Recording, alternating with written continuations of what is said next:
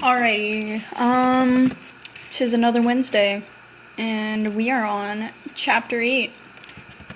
I keep forgetting to mention this, by the way, for some reason, because, I don't know, but this is by Glass of Milk on,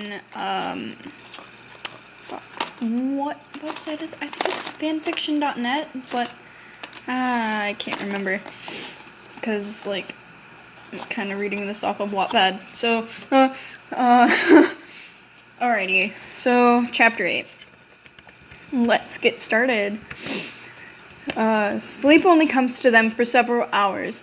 Peter is jolted awake by Denmark's hand clamping over his mouth. His first reaction is to struggle, but the atmosphere in the hot, cramped trunk stops him, and he holds himself motionless, pressed against Denmark's chest still, and just listens to this. Excuse me. Ew, that was gross. And just listens to the tense silence. And he can't hear anything. He turns his eyes down to look through the dim light at Denmark, questioning, and his eyes widen when Denmark holds a finger up to the front of his mouth and shakes his head, signaling him to keep quiet. Only after Seelan nods does he let go of him in favor of making a slow reach for the rifle beside him, pulling it up enough that the barrel faces the trunk lid and the stock stays pressed against the floor.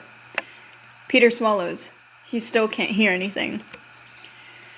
He tugs on Denmark's sleeve, and motions upward with his head, still confused.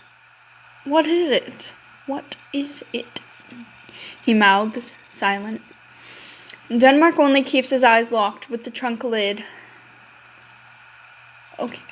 Denmark only keeps his eyes locked with the trunk lid and holds a hand up to stop Peter from moving around, which he does, laying back down, tucked under one of Denmark's arms and lacing his fingers together over his mouth, just in case. 1 minute passes, and then another. From somewhere outside the car, Peter can just make out the sound of something clicking up and down, a noise that reminds him vaguely of falling stones. Beneath him, Denmark goes stiff and begins to curl his finger around the trigger guard. Nothing ever comes. They wait out for another 15 minutes or so before Denmark lowers the rifle and starts to sit up.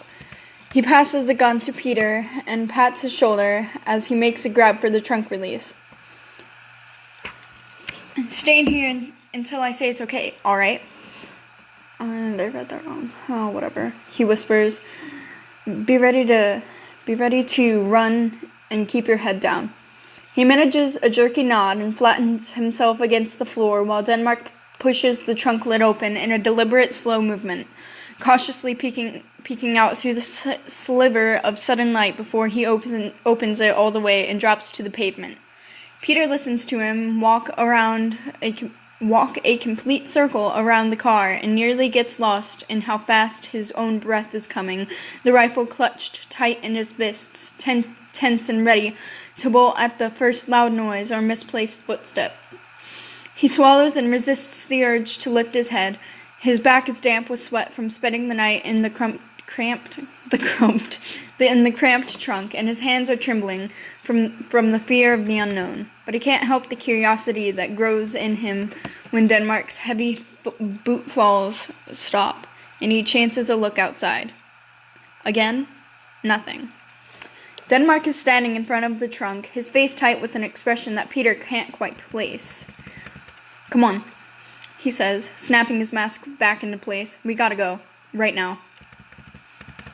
Man, I always feel like I'm reading this wrong. He holds the rifle out for Denmark to take and starts to climb out. What's wrong? He steps down next to Denmark and takes his hand. What?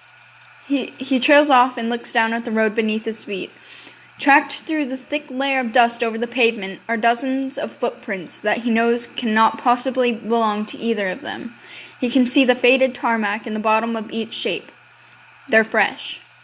They trail a ring around the melted BMW and congregate in a line just in front of where they currently stand. 5 complete sets that he can see. One set breaks away from the line and goes straight to the back of the car, and Peter's hand clamps around Denmark's when his wide eyes follow it to the bumper. Oh no. already read this before, but I keep getting surprised. There is a large, thick X drawn against the hood in the ash. They knew we were here. Wait, shit. They knew we were there. He whispers quickly. He grips Denmark's arm. They knew the whole time. And that was Seelan speaking. I'm disappointing myself every time. Denmark nods stiffly. We need to go. He turns around and pulls Seelan along beside him, his head turned to the side of the highway, searching. Let's put some distance between us and the car, and then we'll check the map and figure out what we're doing. Peter has to hurry to keep up with his long strides. They knew we were here. Oh my god. They knew we were in there. He sputters. How come they didn't? They're making game out of it. Denmark clenches his jaw and drags him to the very edge of the road, away from the dead vehicles and closer to the empty, bald ditch below them. They're following us. Seelan's eyes widen. You mean they're hunting us? Yes. He swears he can feel his heart collapse into his stomach at Denmark's blunt answer. He clings tightly to the older man's coat and keeps as close to him as he can without getting in the way of his legs, falling into a slow jog beside him when he veers off into the same wooded area that brought him to that side of the highway to begin with. What do we do? They slide down a narrow slope into a shallow ravine full of dead leaves near the other side. We stay ahead of them. Keep moving. They start back for the thick of the woods when the road comes into sight, settling into a zagging pattern back and forth between each side at a run through the trees. Denmark starts to say something as they round the corner. The ramp's just in view, but whatever he has to say is immediately drowned out by an explosion of snapping wood and crackling leaves, the forest floor flying up around them as the ground opens up beneath their feet and sends them plummeting into the dirt at the bottom of a deep hole. Man, their sentences it's so long. Where's Buddy?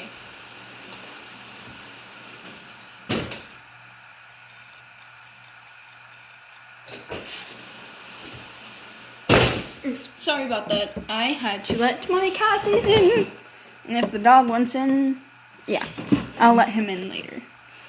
If he wants in. Oliver,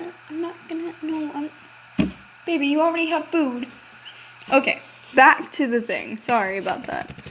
Peter shrieks and twists as he falls, landing hard on his left ankle and shrieking when blindingly hot pain races through his entire leg, pitching forward into the gritty soil just as Denmark lands on his back next to him. A faint choking noise forced through the mask when his breath is knocked out of him. Peter turns over, trembling, and squints through his goggles at the opening of the sinkhole above them, the rain of loose dirt and ash slowly settling around them. Denmark coughs and struggles to get his lungs working properly again. Above them, a branch snaps.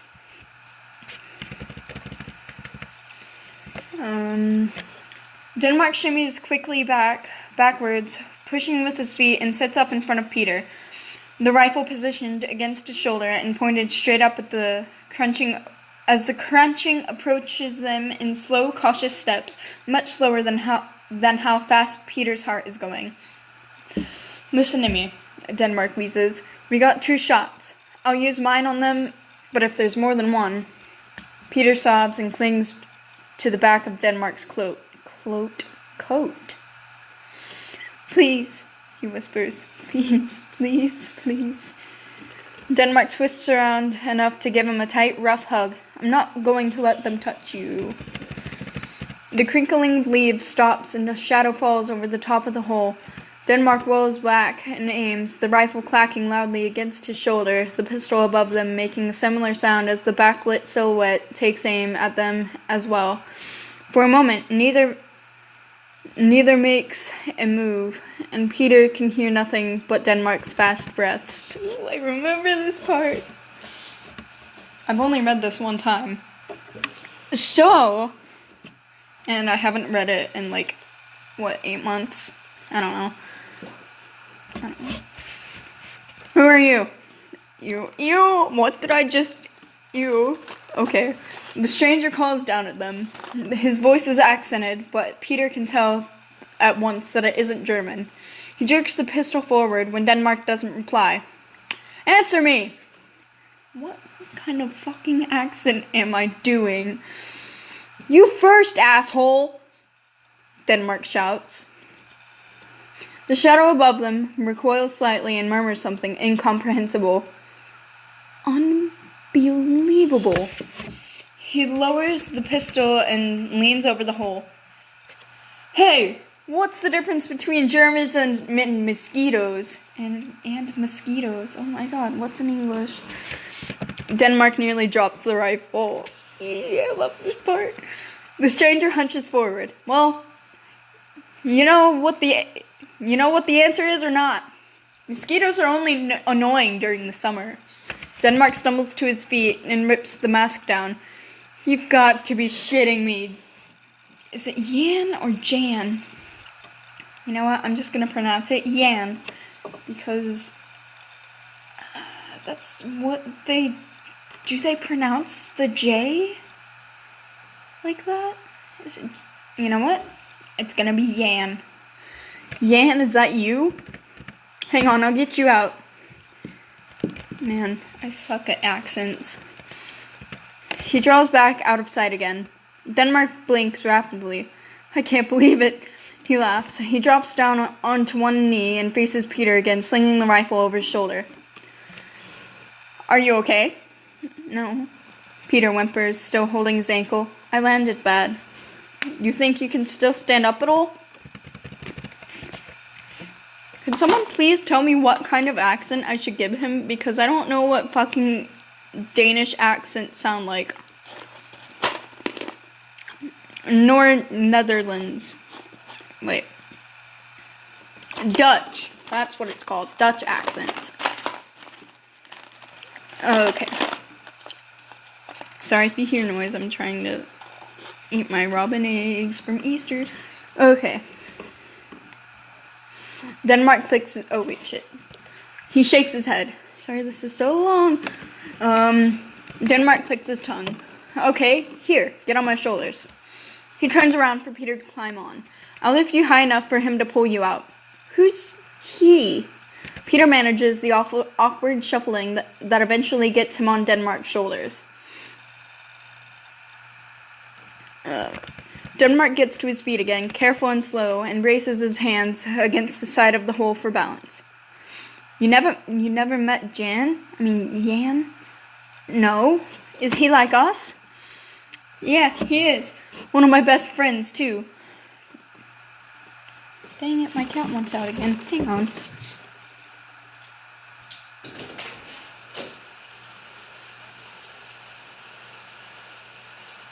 Go on.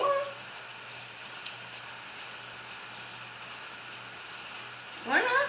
Alright.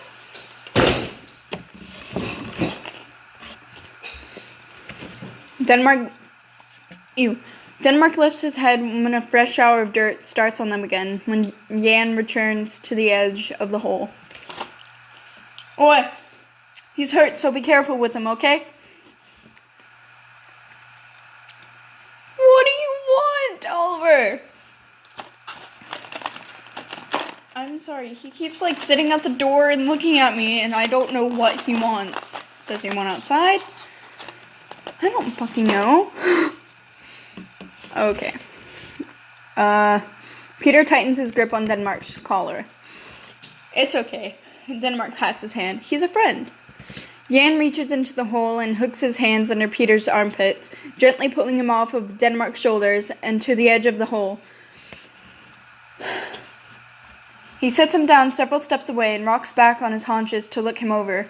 Like when he first reunited with Denmark, Jan's whole head is wrapped in dirty cloth, dark skiing goggles strapped to the outside and belaying not a single feature of his face. Y'all right? Okay, now you want out. Little thought.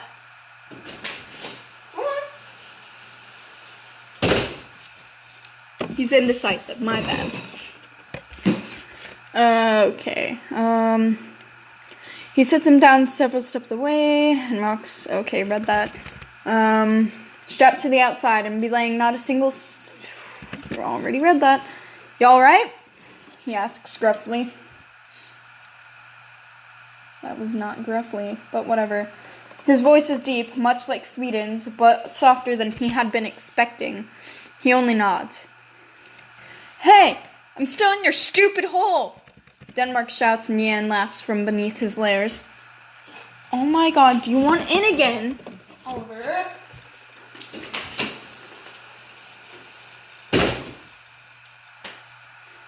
My apologies. Alrighty. Denmark shouts and Jan laughs from beneath his layers. He gets to his feet and again returns to the edge of the pit. Yeah, hold on. That was like teenage boy level voice crack. And I'm a girl, but you know, whatever. He bends down and extends his hands, which Denmark takes and helps to pull him out as well, far less kind than he was to Peter, and drops the dirt-streaked Dane on his belly a few paces away from Sealand. While Denmark dusts himself off, Jan tugs the sheet away, revealing a matted head of mousy brown hair and an amused pair of olive eyes. He holds a hand out to help Denmark up. I see the calamity hasn't made you any smarter. Denmark bares his teeth in a wide grin and grabs the other man's hand, hauling himself to his feet and yanking him forward into an overly enthusiastic hug. Netherlands, you fucking asshole. That sounded so happy. Where have you been hiding? Netherlands returns the gesture with just as much vigor as his slider counterpart and shoves him back, clapping his shoulders. Been stuck here for a while. I can't make my voice deep, but you know, I'm trying. He turns back to peer at Peter. You got a kid? No, not mine. Denmark steps around Netherlands and crouches down in front of Peter. This is Sealand, Peter Kirkland. He motions for Peter to sit back and begins to untie his boot. Arthur's? Sort of. He gently slips Peter's boot off and cradles the boy's foot in his hand, rolling up his pant leg to inspect his swelling ankle. Burwald's been taking care of him. He's kinda like my nephew. He pauses and sighs. Way to go, dipshit. Your dumb hole sprained his ankle. Sounds more Canadian, but you know what? Whatever's good, my guys, whatever's good. Sealand bites his lip. The nearly white skin of his ankle is already beginning to blossom with purple and yellow, and a stiff, warm pain has settled in the top of his foot. I'm okay, he says softly. It doesn't really hurt. Netherlands' eyebrows take a slight downward slant. First off, he points at Peter. Yes, it does. Second, he drops his hand and turns exasperated back to Denmark. It's your own fault for being stupid enough not to see something as obvious as a pitfall. He kneels down beside Denmark and peers at Peter's foot. Don't grow up to be like this guy, he mutters and jerks his head in Denmark's direction. He's an airhead. Hey! Netherlands smirks. Let me guess, you're taking care of him, right? No. Peter shoots a hopelessly confused look at Denmark, a silent plead for some sort of explanation, which never really comes. They certainly don't behave like friends. We're trying to find everybody else. Denmark nods. There's a rumor floating around the bunkers that there's a guy running boats out of Poland. I'm thinking it might be Felix. Denmark isn't Canadian, but will do. Where are you going and need that boat? Wait, where are you going that you need a boat? Where are you going that you need a boat? Jesus Christ. Sweden? Figures. Netherlands sighs and stands back up. Come on, come with me. We'll get you patched up. He shoots a look at Denmark. And you need a fucking haircut. Is that Canadian for Netherlands? No. Denmark rolls his eyes and gently lifts Peter onto his back. You're one to talk. This is the first I've seen you where I can't see your forehead. You look like a big shaggy stoner. Way to look like the biggest stereotype ever.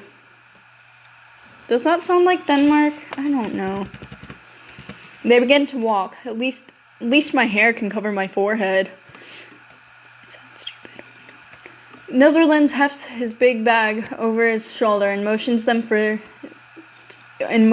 them to follow him. Yours is still so big your hair can't handle it. It pokes right out and nearly blinded me when the light hit it. A brief pause. Denmark scrubs the back of his hand over his eyes. I missed you, man. Netherlands smirks and nudges him. Missed you too. Oh man, that's so cute. And my dog who wants to know. Come on in. Yes, I love you. What the fuck is that? I don't know. Alrighty, and I am back. Peter remains confused for the rest of the walk.